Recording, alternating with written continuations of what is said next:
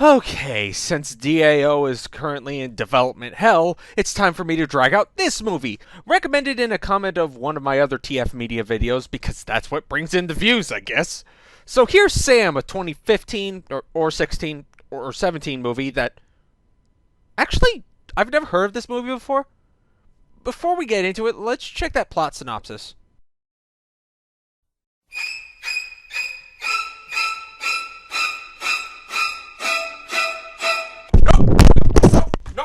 No.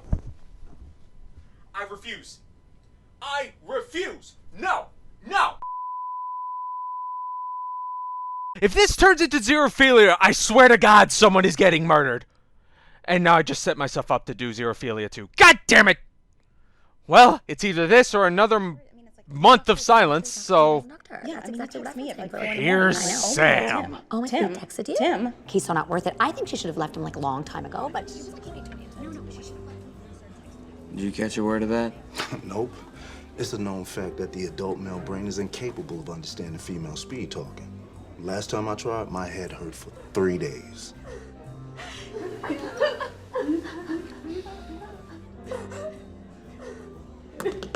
Barkeep, can't we put a game on or something? Anything but the sentimental crap? The movie stays on!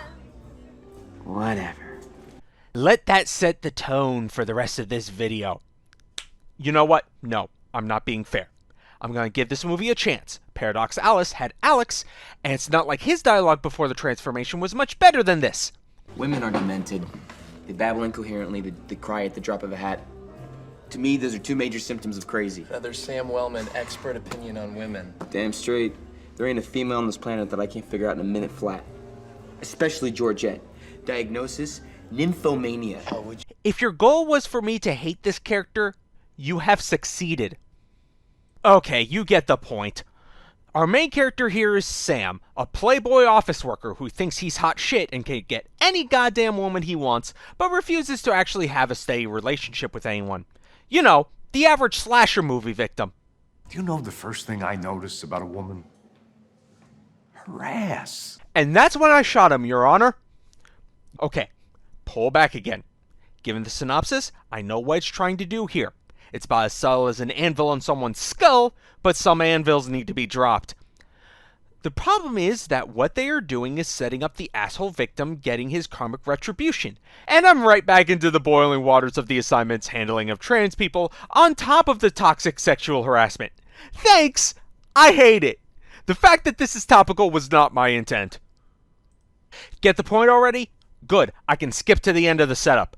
Sam gets shit-faced at a bachelor party, walks into a shop of curios that might as well be named Spells R Us, and via magic tea from Stacy Keach, no, I'm not joking, bam, he's a woman the next day. And no, we don't get to see any change happen on screen. He just walks out of the shop, and then hard cut to the next day. So, we have our main character freshly in a new body, and he now has to right his wrongs in order to change back, and oh my god, I'm watching a remake of Switch! I can't win! Well, count my blessings. At least Sam doesn't get shot in this movie. So you've probably noticed my frustration at this movie. And I'll be honest, it's not the movie's fault. The problem is that this is the laziest possible setup for a TG movie. If you hear a guy gets turned into a woman and think fish out of water comedy, kindly go back to that barrel and scrape it some more, because that shit's played out. I know there's no such thing as an original idea anymore, but when I can trace your idea back to 1931, well, the only thing I could say is them's some fresh ideas. Turnabout, Switch, itself a reimagining of Goodbye Charlie, Freaky, The Hot Chick, It's a Boy-Girl Thing, the list goes on for days and I am bored already. This is why I started this venture with movies like Paradox Alice and The Assignment, films that build a new spin on the concept. Hell, even Xerophilia does something different with the TG concept, and that's still a terrible romantic comedy. So walking into this movie, I'm already on the defense, because I'm so sick of seeing the same movie over and over again. This movie could end up being one of the funniest movies I've ever seen, and I'd still say your concept is bad and you should feel bad. This is what I'm cursed to do for eternity now, isn't it? So the change still means we get to see Sam, or Samantha as she is credited, more on that later, acting like a prat, trying to get a chance to see his friend who just so happens to be a gynecologist. Hey, young lady, please calm yourself down. Yes, please. Oh, mind your own business, Miss STD. Okay, you know what? I will set up an appointment for you with Dr. Bellamy. Hey! Let's... Don't mess with me, bitch! What? Anyway, Doc, the friend, is not having it, thinking he's being trolled as Sam goes on about private life information, like the time he was kicked in the groin and his senior prom escapades. Embarrassing shit that you'd only trust with a short list of people, he says, having shown a light on his own skeletons for the public to watch. As you can imagine, this does not get him very far. Is there anything that prick didn't tell you? I am that prick! You know, maybe it's just because I've seen a variety of ways for this exact situation to go down, but it seems like the better idea would be to, call him, ask to see him at your own house, and then have the crazy rant. But soon enough, crazy wins, and thanks to a DNA test, which would have come up inconclusive because Sam cut his hair so it wouldn't have any roots, Doc learns he was telling the truth. Doc, did you hear? Yeah, oh yeah, I heard. So now you believe me? I don't know what to believe. Yeah, but it was a match, right? That's what the man said. Yes! Oh. I don't necessarily believe you. Okay, you dumb bastard, what more proof do you need? But I don't necessarily think that you're lying either. Jesus. Yeah, well, I've been busy, pal. That's what Sam always said. Said. Dude, I'm not dead. I'm standing right here. Oh, God, I need a drink. Jesus. Meanwhile, his job is wondering where their star-walking sexual harassment lawsuit is, and Sam finally sends an email saying his cousin Samantha will fill in. Huh. Cousin Samantha, huh? Well, as long as she's hot. And with that, wacky hijinks are sure to ensue. Yuck! Sam heads back into work, trying to act casual and get on track, when Bossman decides to try and come on to him. Do you know the first thing I notice about a woman? Her ass? No. I actually started cackling when this happened, and I was not laughing with the movie. This goes exactly as well as you'd think, given that Sam is now on the receiving end of his own attitude. This sequence right here took me weeks to struggle through. I'm not even joking. Every single line is just cringier than the last, and it becomes a waking nightmare, especially when you're alone. Once I struggled past this bane of my existence, we continue with the actual plot, where Sam and Doc go investigate the shop that changed Sam, only for it to not be there anymore, as if anyone is surprised by this. So, given that this is Sam's current future, he asks Doc for an exam. Did I mention Doc's a gynecologist? All right, let's go to your office. I want you to examine me. What? No! No! Ew! No way! Maybe you can find something. Like my cock. This becomes more insistent when Sam, Doc. Please, no. I'm bleeding. Are you fucking serious? You barge into your best friend's house first thing in the morning because you don't know what a period is? I have to apologize. This is a point where I gave up on the movie. I tried to struggle through it, hoping the later parts could redeem themselves. After all, Paradox Alice had a similar character in Alex, and that got good before it went terribly wrong, and the assignment at least had some decent tension and action in it going into the second and third act. This is the point where I just gave up. We aren't even 45 minutes into this movie. This is the level as Enough! She started it! Are you serious? This is the level it has devolved to in order to sustain itself. This is the point where I knew I was watching something I hated, and I'm sorry. I'm sorry that I couldn't wait until the movie finished to have that opinion. I'm sorry to the viewer who recommended the movie for trashing a movie you liked. I just can't anymore. I just can't. Oh God, we're back at the office. So I need to introduce you to Lulu, who I guess is the founder or the head of the board or something or other. Her character trait is that she's boss man's dom. Yes, that kind of dom. Oh, imagine you're still smarting from last night. We did get a bit adventurous, especially with that spatula. You haven't forgotten our little toys for our rendezvous later tonight. If you do not remove your nose from Samantha's admittedly attractive derriere immediately, I will not be tying you up or spanking you tonight. She takes one look at Sam, immediately demands a makeover for him, and then things go downhill fast. Right, well, I need you to do me a favor. I'd like you to go see my friend Al. He's an image consultant. You think I need an image consultant? I mean, it couldn't hurt to let him fix you up a little bit. I mean, on the company, of course. Okay, if that's what you think that I need. I mean, come on. All women love makeovers, right? I'm not all women, believe me. Oh, believe me, I believe you.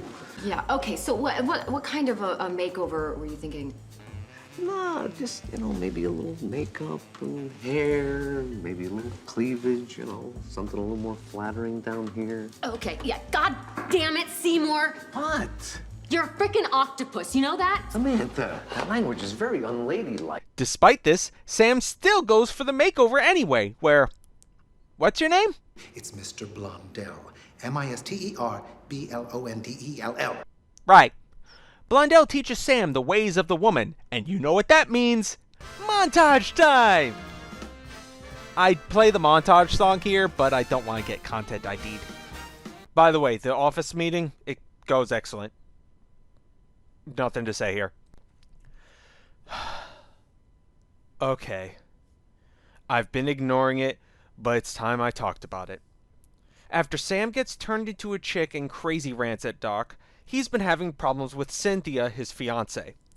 I actually called 40 minutes into the movie what the third act was going to be, and now it's here in front of us. The marriage is now off because, after sleepily stating Sam's name while Cynthia was trying to do sexy time with him, That feels good, Sam. she thinks Doc is cheating on her. And because this movie isn't terrible enough, when it happens, guess what Doc says in response to being told by his fiancée that he used the wrong name? Go on, guess. I mean, what could be the worst thing he could say to that? You just called me Sam. No, I didn't. How did this shit get made? Jesus Christ. Okay. When you are told you called someone by the wrong name, you apologize and try not to make it a habit. But wait! There's more! She doesn't suspect Doc of having an affair with female Sam. No, no, no. That would actually make sense. No, somehow she gets it in her head that he's gay and he's having an affair with male Sam. Oh my god! Oh my god, you're gay! What? That's it! I've been a perfect fool! You and Mr. Sleazebag have been having a secret affair behind my back, and all this time I thought you were straight! How the hell are there still 35 minutes left in this movie? What cursed object did you give me, you rat? Okay, I don't feel like you are traveling with me on this journey. Sure, you may see me raging, but you don't understand why, so let me try to explain. I can understand how the situation that Sam is put into is humorous and ironic. That part I get. But you can clearly tell that this movie was written without a single woman in the crew because of the subjects it focuses on. Overt sexual harassment both in the workplace and outside of it, menstrual cycles, men learning what classical femininity is, and other shit that hack comedians like to use to get cheap laughs. This movie has a decent premise and then proceeds to do jack all with it. This is why fish out of water comedies are boring. Just say something new. How about when Sam first transforms, he trips and falls because his center of balance is different? How about instead of the montage, he actually learns from his surroundings what other women are doing? He's certainly screwed enough of them that he might have learned a thing or two. There's a gag that men can't understand a woman's speed talking when it's literally not that hard to decipher what they are saying if you just pay attention. She likes I don't either. I mean, He why? talks to her, he doesn't talk to her. I mean, it's like... He talks to her, he doesn't talk to her, he talks to her, he doesn't talk to her. Yeah, That's I mean, exactly he what texts I've me been at like saying 4 for in the morning, and I'm I like, know. oh my God, Tim. Oh my Tim. God, he texted you? Tim. He's so not worth it. I think she should have left him like a long time ago, but... They're talking shit about a friend's boyfriend. And the man at the store insisted that the ring was 2 carats, but I swear it was 1.5 carats at most, and I wanted a yellow diamond anyway. Oh my God, you need a yellow diamond to go to the Blue Moon Veil. I mean, a white diamond would just get lost in that kind of a dress. Fashion shit that I don't understand because I don't do fashion. These are the types of gags that made me ashamed to have a penis. This movie is just a string of tried and tested women jokes. You know, when Paradox Alice played up how much weaker Alex was as Alice, they did it for tension and dramatic effect rather than a cheap joke. Jesus, Zerophilia uses its transformation as a metaphor for puberty and coming of age, not just a commentary on the sexes, and Zerophilia is boring! Once you see these for what they are, what does the movie have left? There's nothing here! What next? The movie is 3-law compliant too? Let's go for it! Why the hell not? You already got number 1 and 3 in there. Holy shit, we still got a half hour of this bitch, let's go! So, after an ill-fated football game, Doc comes in and, thanks to a nice back rub, we get the payoff to this setup. Hey, I need you to explain something to me. The doctor is in.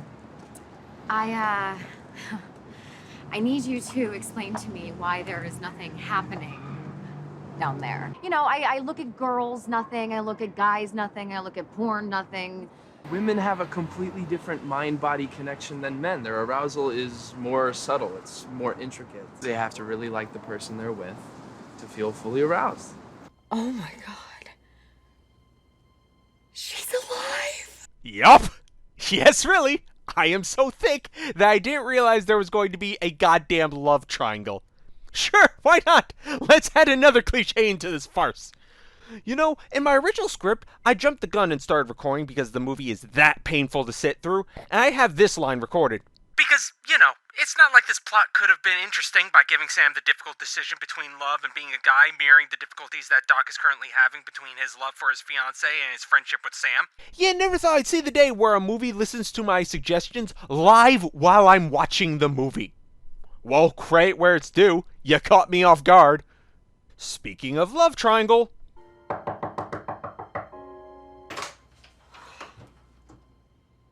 You! Yes, me. The doorman was kind enough to let me up. So HBIC over here comes to insult Sam some more, as well as rave about what a perfect life her and Doc were going to have. Andrew he's well bred, okay? He's handsome, he's got all the right credentials, and he's gonna make an excellent father to our children. Wow, you got it all planned out, don't you, sister? As a matter of fact, I do. He doesn't get a say in any of this? No, he doesn't. Before trying to pay off Sam. On perfect cue, Doc comes walking back in and basically says, yeah, no, we're not a thing. And Cynthia waltzes out the door, never to be seen again. So, since we only have 25 minutes left, we start forcing the Sam-Doc shipping down the viewer's throat, culminating in the awkward I have feelings for my best friend talk. I really need to start drinking alcohol. Oh, what's that? The plot's back? Oh good, was wondering where it got to. Yes, Sam gets a nice note from Spells R Us, saying that Sam will have a choice to make this midnight. Should she stay, or should he go? Just gonna reach into my bag of tropes here and just... there we go. Just gonna put that there for absolutely no reason. Just gonna let that tension build and build as the wedding ceremony goes on.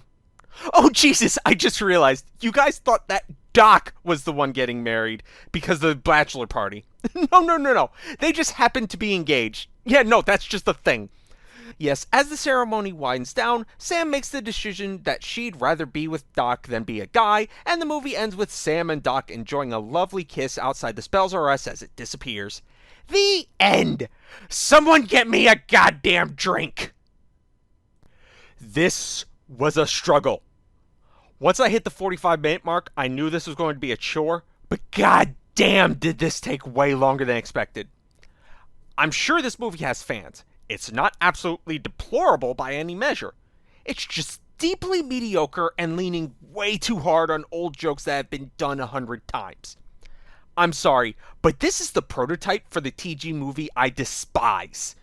I'm willing to admit that I expected that going in, so that might have colored my perception. But boy, did it live up to those expectations. If you want it, it's on YouTube for a couple of bucks. Enjoy. This is the point where I say this is Maniac Kid 25 signing out, but God, this movie! Who made this thing anyway? Nicholas Brooks. Executive produced by Mel Brooks? Hold the goddamn phone!